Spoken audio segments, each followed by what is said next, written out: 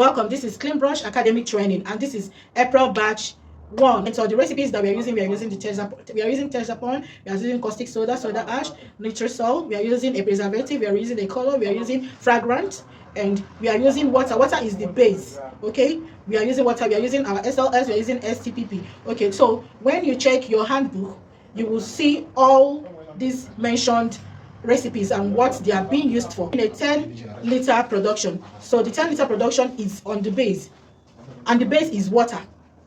We have our equipment that we are all going to use.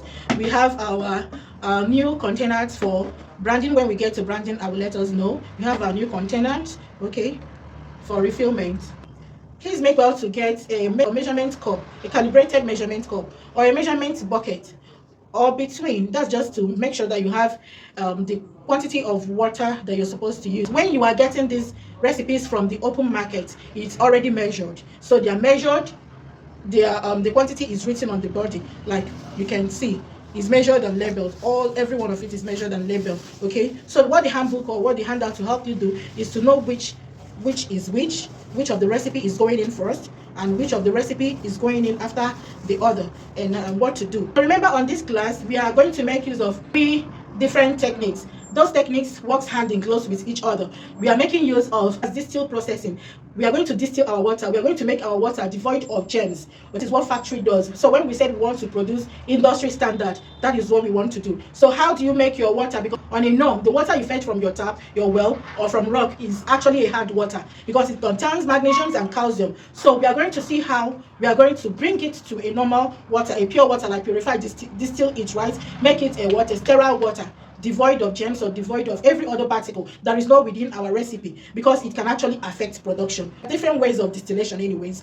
You can use the general method that every home uses without knowing that they are distilling or purifying their water, which is boiling the method. So we allow your water to boil at 100 degrees centigrade or 212 degree Fahrenheit. Okay, that's the boiling point of water. So once it boils, you allow it to cool. That's number one way of distilling your water or of purifying your water. The other method, you can use a catalyst on the water, so it breaks down those resources that are not wanted on the water for your production. You can use alum. Alum is in the open market. It's a crystal stone-like stuff that is used to purify water. An already made product which is called water guard.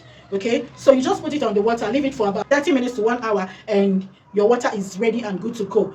I've actually boiled our water, all the water we are using. Okay, we came prepared. So we've actually boiled all the water we are using, and we allow it to cool so that we can actually use it for this production. Okay, that is it for it. So one of the methods that we are going to do now, we've done the distilling of the water, we've done our purifying of the water, right? The second method, so the dissolving method, we are going to dissolve all our recipes. This is the method that is not out there in the market, except if after this class we now put it on the public domain, right? And this is the method that factories, industries use. The second method of the production, and which is what I'm going to do now. After the dissolving method, we are using a filtration method. The filtration method will help us in case there is a residue that did not dissolve properly in the water. It will not enter into our main batch, into our main production, right? So we'll sieve it out. So you can use anything for as your sieve. You can use a funnel with a normal sieve. You can use a very tiny sieve, or you can use, I'm going to double this with this. What to do with what you have at home, because that's the primary purpose of it, is to produce from home, produce from the comfort of your home without stress, saving costs and maximizing your product. Okay, so let's get into the dissolving method after we have sterilized our water.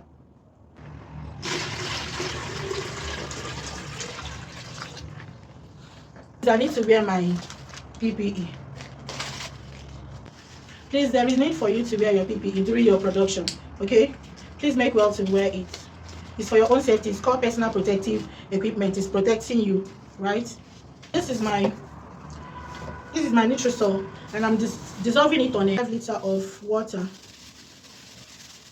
Dissolving the equipment, right?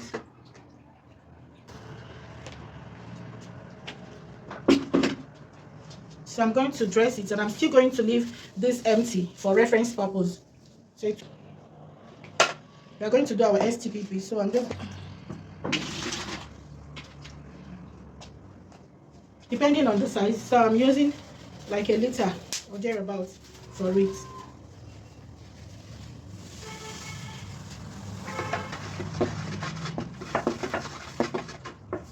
I'm going to I'm going to dissolve the soda ash in a different bucket.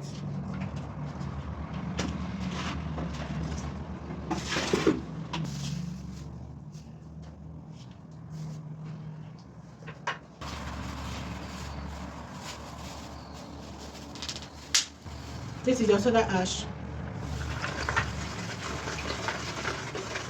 Next is our SLS. I'm going to also dissolve it in a separate bucket.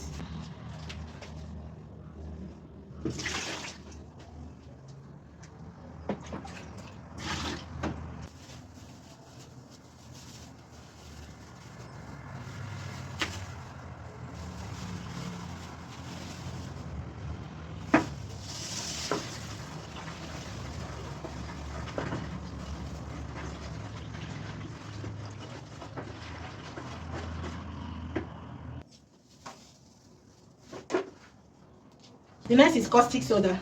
I'm going to dissolve it in a sizable bit.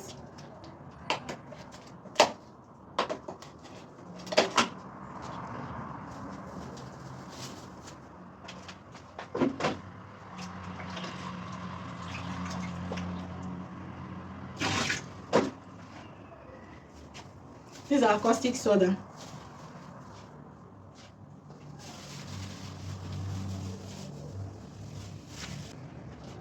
I still need to do a little turning.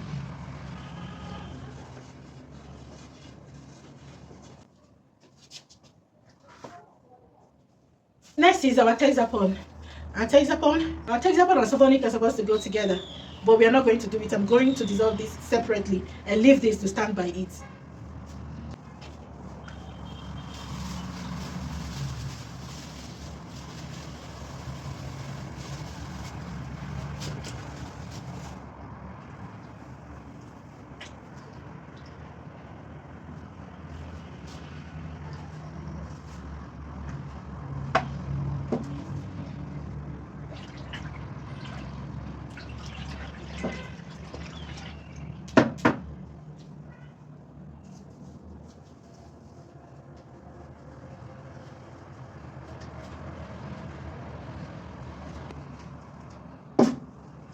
So we still have our sulfuric